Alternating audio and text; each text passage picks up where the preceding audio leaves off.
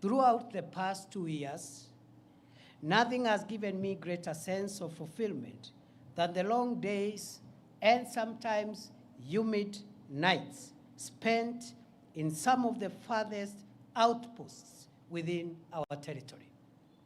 Therefore, fellow Kenyans, as I relinquish the leadership of the Interior Ministry, which I've already done, I am proud to report that save for a few inevitable losses, Lamu and northeastern Kenya are much safer and calmer today than the situation that prevailed in the last half of 2022. To our gallant security officers who paid the ultimate price with their limb or life to keep Kenya safe, I salute you and promise that Kenya will never forget your valor and patriotic sacrifice. May the souls of the officers who have lost their lives in the protection of our homeland and its people find perpetual rest in eternity. Equally, the memory of civilian souls lost through injury inflicted by terrorists will forever evoke our collective duty to keep Kenya free from danger, whatever its source. Fellow Kenyans, by the end of 2022, over 135 innocent Kenyans, including 20 security officers, had been killed by marauding bandits in parts of Baringo, Laikipia, Samburu, Turkana, West Pokot, and Elgeyo-Marakwet counties within a span of 6 months. During the same period, dozens of schools were closed, thousands of families were displaced, and public amenities destroyed by bandit gangs, some of whom converted school classrooms into permanent dormitories for bandit families. To arrest possible haya mananena dakika 18 zulu ya saa 10 mwenga saa zinu za Afrika ya Mashariki similaniati na mchisimila na mbole 23 onda vidzo na vyeze vinhivi na vyende mbula ya pewa na inyensi mazi ya nebole atu wachigomba sikirane Alhamisi ya tarehe 7 Novemba mwaka 2028 na isikiza radio kachitovu cha mwengo pwani chipindi nzilo ni mbizo na ihumwa kunyinyia mino nikadiwa maduka zina where bandits Futswe Resuru na Rorosi after attacking innocent civilians proved Futswe ni the game changer. Rodzina rakwa honore zinia lakini Talakushe areas in a process that lasted several months. Bila takutia tuanga rabarabarani barabarani ndo rina ilayani rakumera barabarani na ngololo barabarani ama kila tupaye anatupanaro we rirori hamara tura mundani ukalari na vikalo yani rinamera kuchipiga ingutu ano baba nagoma kugula mboga Gulwa unga tu alafuna bwangiru amwabirikire ni ema yo yenu nyonga imwe yanaba koma dukani namanya kuna plan B Futswe lakini ukalani hizo sana Futswe natia damu mwanzo zinikumbikiza ngoza ngombe utu Futswe kwa mtu mwenye vipenivi mwenye mapenige za mwana naria Futswe nkurisifu sana kwa dalili mwanga kwa laka chapa akaanza kufilisika sasa ndio wanaria Futswe kuna na receive natia damu hili mboga nono sana tukulidharau lakini mino spizi naria sana nika na za nyama the people of Kenya kana za nyama kaishiwa ndio wanasifu Futswe nono sana rino na afya tia damu sana mwanzo daktari ukifika hospitali anakuambia ria mboga za Siekubali, Burat Hills, Korkor, and Arabal Hills, Tandale Valley, Gelecha Valley, Malaso Escarpment, Kurkur, Pura, and other previous bandit hideouts are today pacified. As I relinquish the reins at the Interior Ministry, I am grateful to God, to the commanders and officers of various security agencies, and to the communities for their help as we look forward to sustaining the prevailing peace in these previously bandit-infested areas of our country. I will forever cherish the useful input of communities profoundly represented by the Under the Tree conversations I had with elders and residents at the foot of Arabal Hills in Baringo, the Kolowa Bridge at the intersection of Baringo and Elgeyo Marakwet counties, and in Lokori and Nadapal in Turkana County. I desire to live to see these parts of our country completely free from the terror of bandits and opened up for socio-economic development as Kenya marches into the future. The strides that we have made in the fight against terrorism, banditry, and other organized crimes received a shot in the arm from the Police Equipment Modernization Program, which was initiated in early 2023, following the orders of President Ruto to modernize the operational and tactical equipment of our security agencies.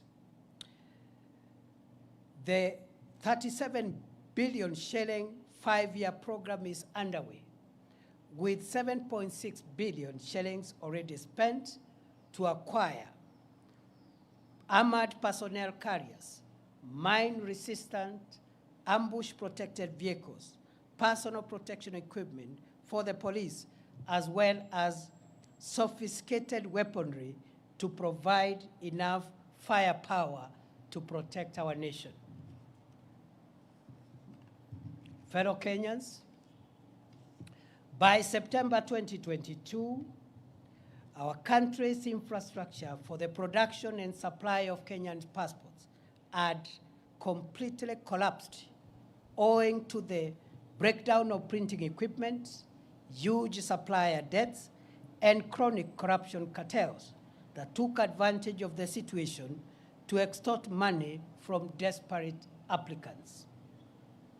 After many months of reorganizing and financing arrangements, as well as personnel deployment at the Immigration Department, I am proud to report that as I leave the ministry, the government has been able to acquire modern printers and all the pending supplier debts have been paid.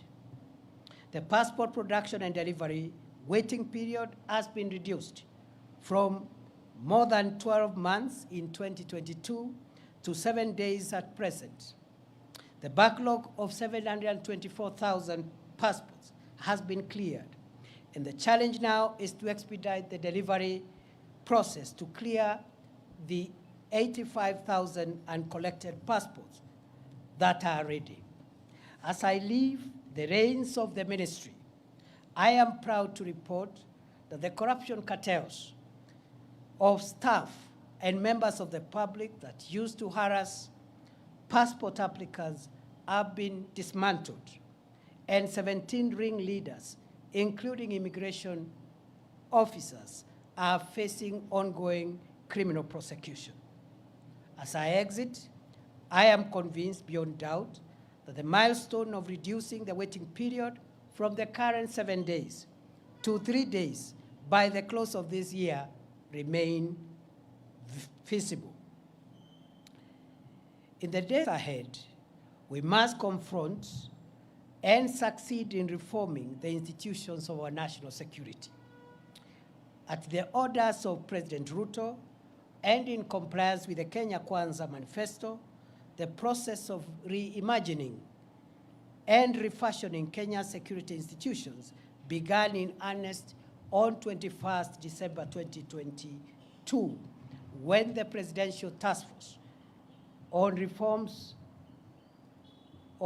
of the National Police Service, the Kenya Prison Service, and the National Youth Service was established. While the work of the task force took longer than expected due to the expansive terms of reference, its final report has already been presented to the President. And one of the last actions I took before I left the ministry was to gazette the National Steering Committee under the leadership of the Principal Secretary for Internal Security, with a mandate to ensure full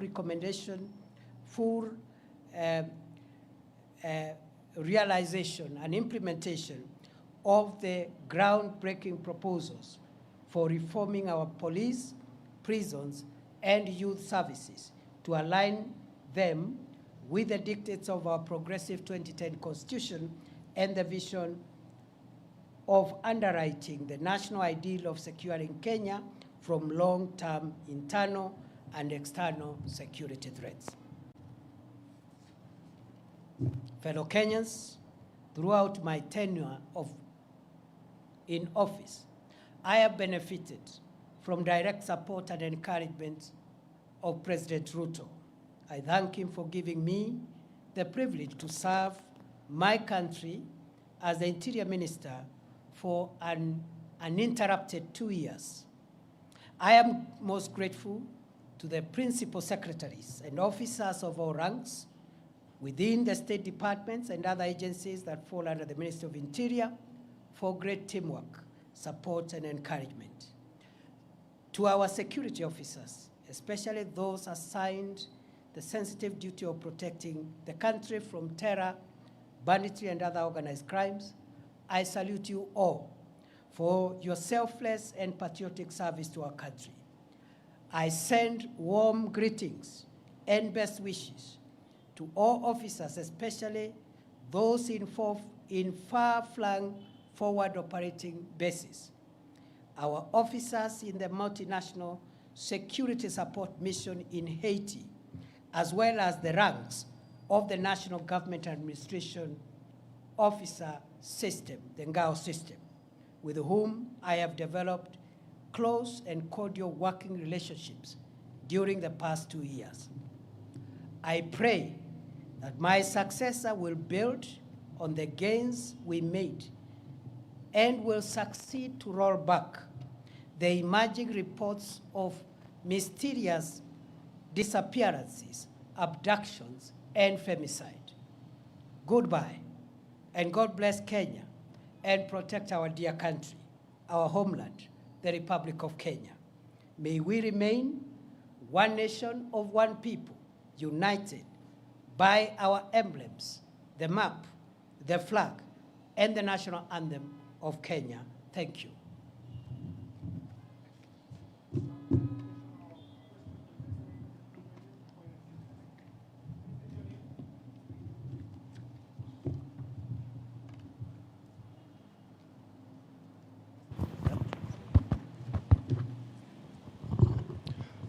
My name is Eric Owenga, labda kwa Kiswahili, Bwana Naibu Rais.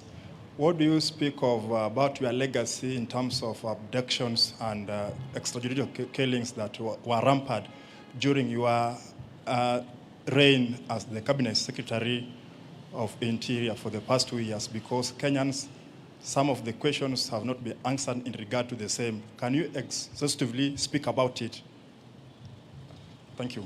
Yes, as you have, thank you very much for that concern. As I have said towards the last part of my statement, I have demonstrated how for 2 years, every day of my life, I have struggled to secure the country from crime and from people who would have caused us harm. And I have told my journey, the places I've been and what has took me there, the work I did in immigration and other places. At the end of my statement, I have said, as I exit that office, I'm exiting at a time when there are reports of cases of mysterious disappearances, abductions, and femicide. And I have handed over the responsibility of cracking down on those emerging reports of crime. And I wish him well, and I know he will succeed. The same way in the past, I've been able to handle those other national security challenges. Remember, these are challenges that we've witnessed in the last few months, and already we had gotten ourselves on a place where we had come up with a strategy of cracking down on this criminal behavior, the same way we succeeded, even with the Nairobi urban crime, which was quite a spiral at the time we took over, and which today is manageable. And therefore, these are developments over the last few weeks, maybe a couple of months.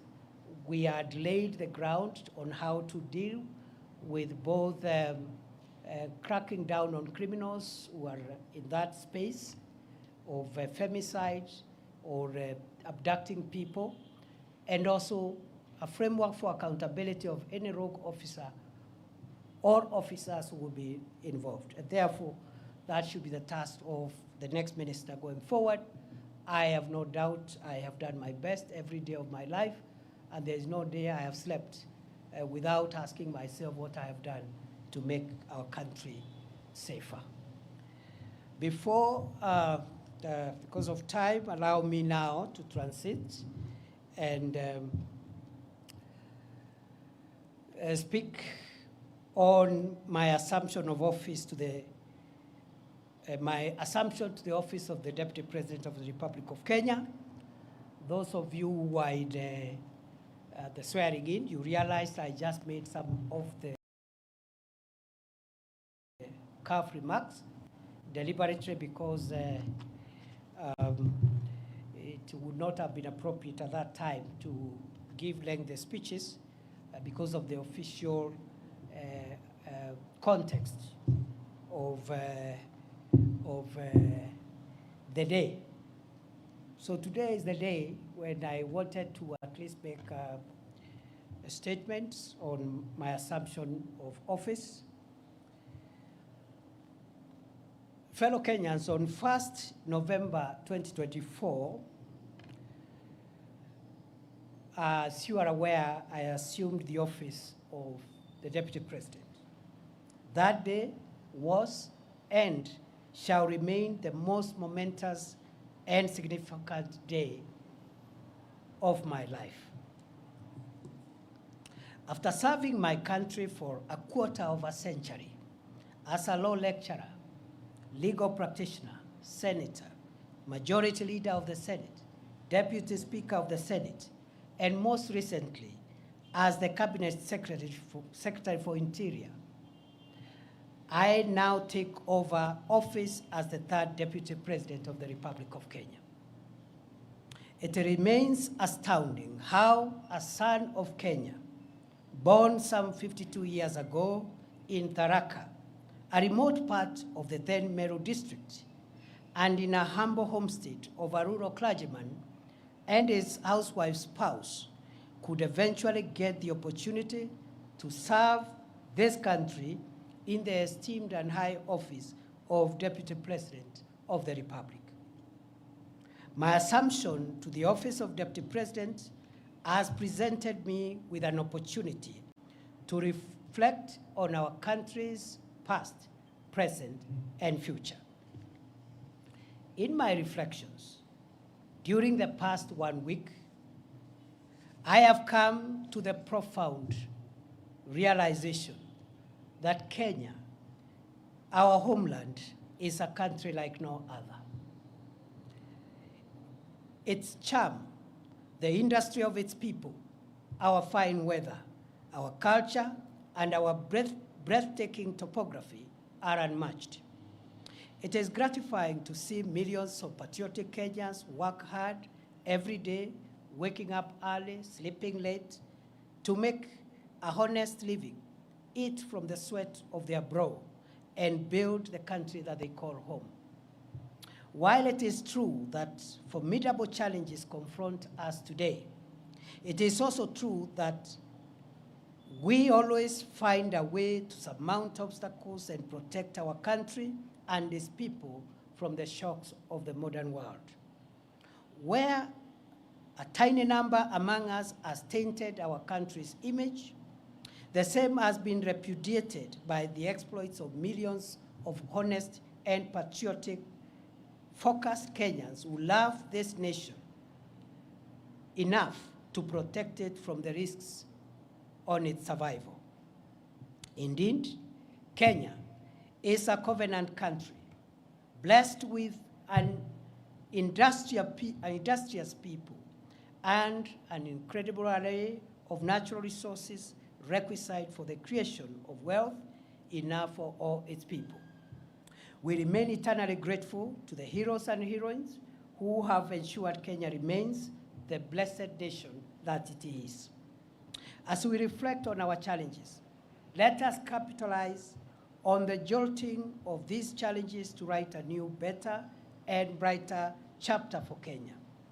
We should heal our divisions, solidify our national unity, and pursue our country's goals as brothers and sisters, joined by the permanent bonds of our common heritage and our common future. I have had occasion in the past few days to ponder on how the orderly transfer of authority as called for in our Constitution takes place seamlessly in our country. I realize that my ascent to the office of Deputy President has taken place on the back of a hotly contested constitutional process. For weeks, the country was glued to parliamentary and judicial events whose completion is a testament or was a testament to our country's democratic credentials and the integrity of our constitutional institutions. I am humbled to be of service to this country as its Deputy President and to formally take the reins to support and assist President William Ruto and the team he leads towards the realization of his vision to deliver the transformation of Kenya. It is an honor to serve my country at such a time as this, when Kenya is moving forward and upwards to the heights that our forefathers envisaged when they fought for the establishment of our republic. The founders of our nation and those who fought to make us a free people triumphed over the oppressive chains of colonialism, not only because they worked hard for it, but because they remained united. Today, as in the past, the quest for national unity is undeniably the most profound aspiration animating our national conversation. Why? Because we are coming from a rough patch where we had been enthralled in a rather unfortunate conversation about distinction, difference, and division. At a time when the country desperately requires a rallying call to pull together to steer our nation to greatness during these challenging times. Kotaler Somoei, Dedan Kimathi, Mekatilile Wamenza, and later Jomo Kenyatta, Ronan Gala, Oginga Odinga, Masinde Muliro, and many others worked hard to set free the whole of Kenya, not parts of Kenya where they were born or raised. They refused to see themselves as liberators of their places of birth, choosing instead to consider themselves as brothers and sisters connected by the common past of their ancestry and the shared future of the generations that would come after them. We learn from these gallant sons and daughters of Kenya that for us to defend our freedom, sovereignty, territorial integrity, and economic transformation, for us to overcome inequality, poverty, and the need in our midst, we must harness and aggregate the collective daily struggles of ordinary Kenyans for our common good. For the aspiration of forging a united Kenya to materialize, we must accept each other, recognize our equality, accept that diversity and difference among us are for building rather than destroying us. A united nation is better equipped to deal with the challenges and overcome the obstacles we face in an increasingly complex, unpredictable, and insecure world. Kenya's viability is guaranteed only if its diverse components and segments converge in pursuit of common ideals, notwithstanding our linguistic, ethnic, religious, or political orientations. As I assume the functions of the esteemed office of the Deputy President of Kenya, I pledge to support and assist President Ruto to canvass, defend, and accelerate national unity, but also to canvass, defend, and accelerate the implementation of the bottom-up economic transformation agenda on which his administration was elected 2 years ago. I will work with my colleagues in the cabinet, as I have done in my previous role during the past 2 years, as we look forward to opening a new chapter in our collective effort to deliver the economic transformation and empowerment of the people of Kenya to realize better standards of living. The government has made significant strides towards the transformation of our food security situation, health, education, as well as stabilizing spikes on prices of essential household commodities since September 2022. The government's resolve to introduce a higher education funding model that is student-centered and to roll out universal health, affordable housing, and other initiatives require constant communication for public buy-in, input, and feedback in the spirit of a people-centered delivery of our country's development agenda. I have no doubt whatsoever that well-crafted public-private partnership projects are essential for the realization of strategic public sector infrastructure development projects and will cushion our country from incurring unsustainable debt for financing our country's development needs. As we pursue Kenya's economic transformation and strengthen the bonds of our national unity, now is the time to ask every citizen to introspect on their contribution towards the actualization of the Kenya we all want to live in. The values of honesty, hard work, patriotism, family, and all other values of our civilization, faithfully transmitted through generations, makes it possible for us to transform this country into a more inclusive, equitable, and cohesive nation in which every citizen is able to live free from fear and want. A Kenya where every citizen has a realistic opportunity to attain good health, wealth, and safety.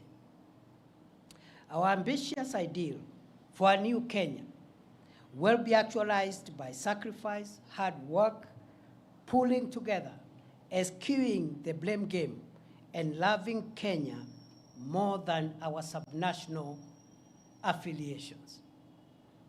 It is possible to converge our diverse subnational interest into broad collective national interest as the surest way of realizing Kenya's viability as a solid, respected, competitive, devolved, modern, democratic, plural society able to assert itself in the world for centuries to come.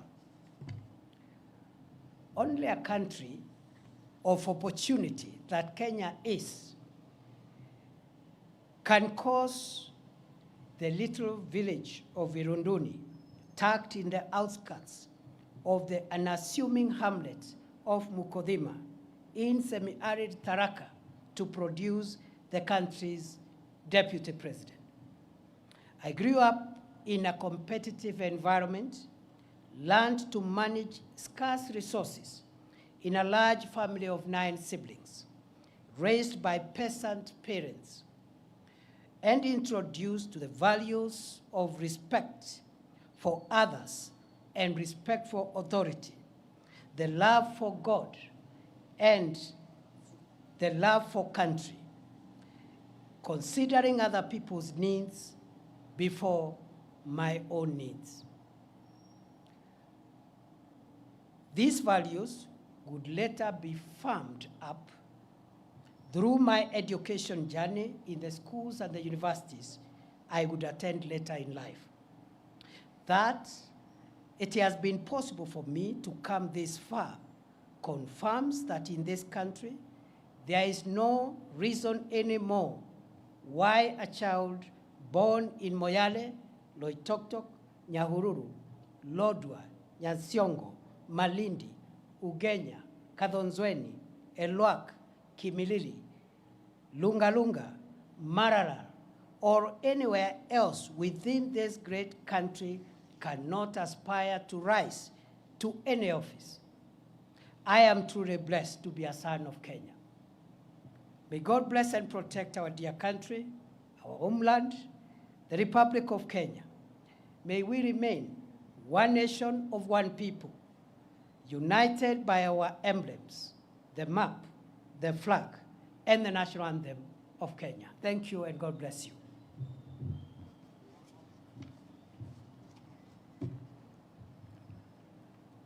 I'll take maximum 2, please.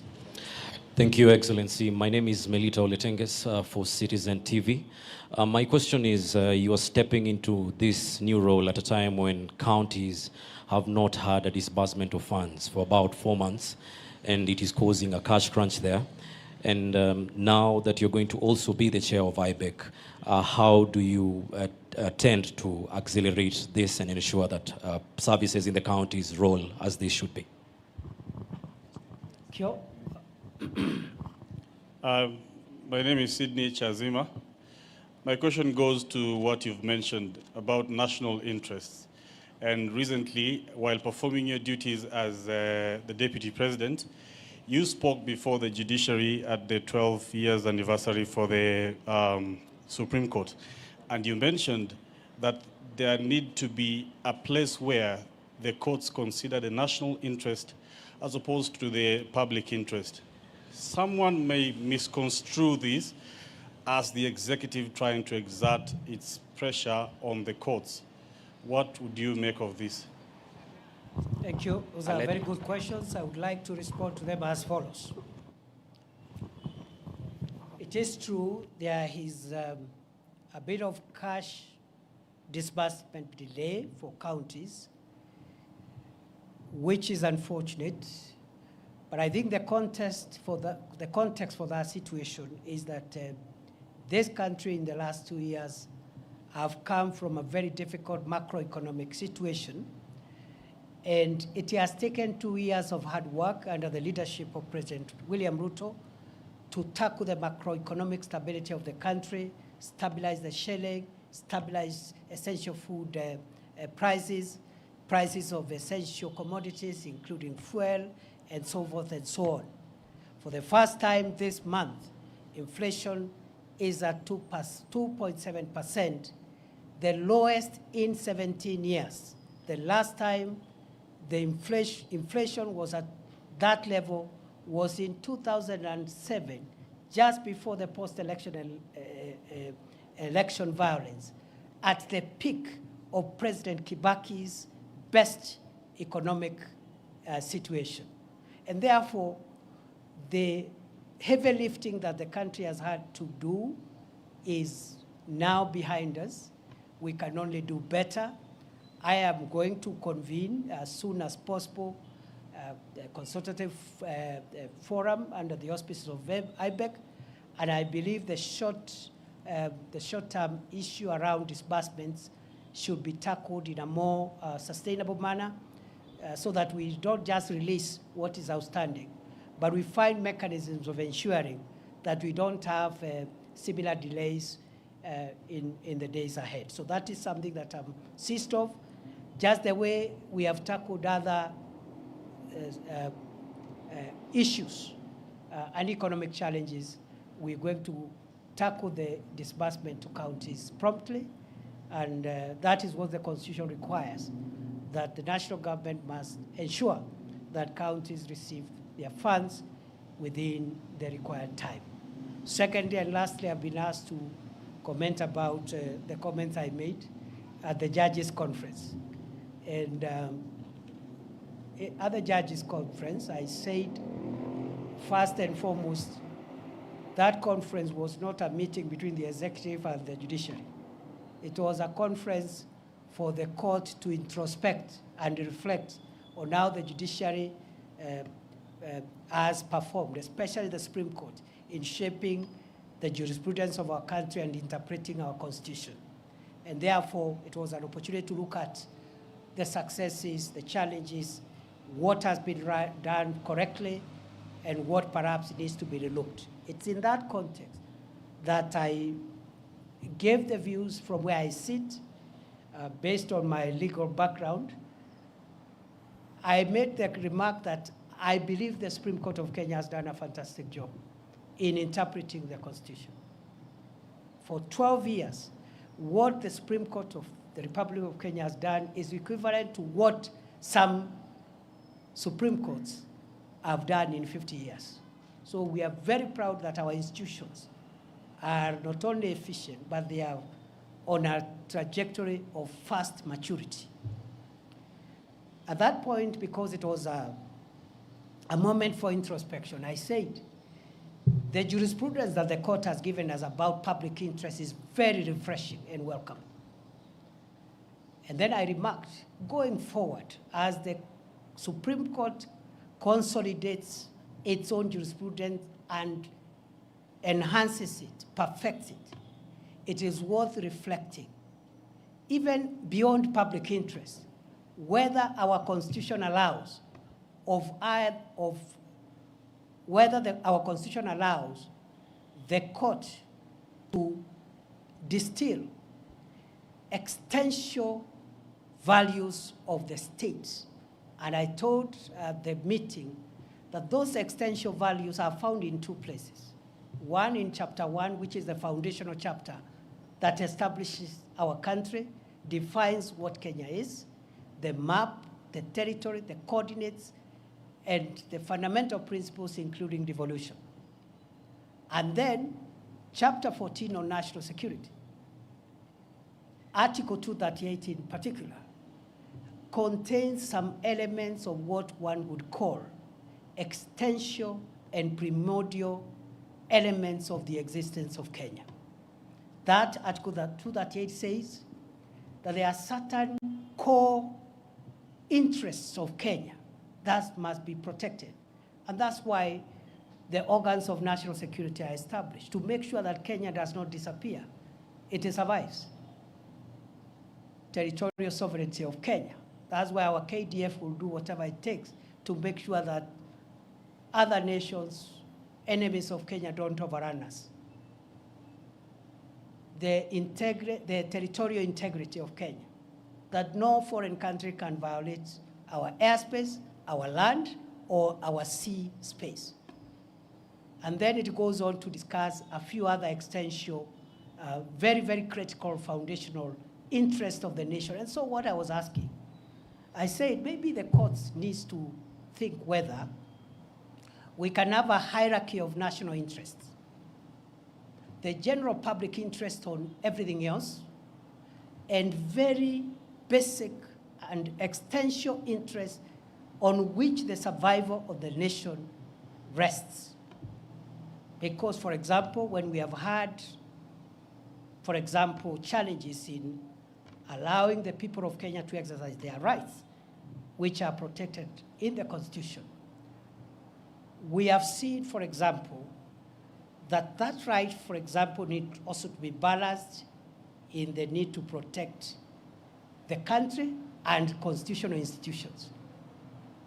Because we saw an attempt to violate the Chief Justice's chambers, by people who are expressing their rights, which is correct.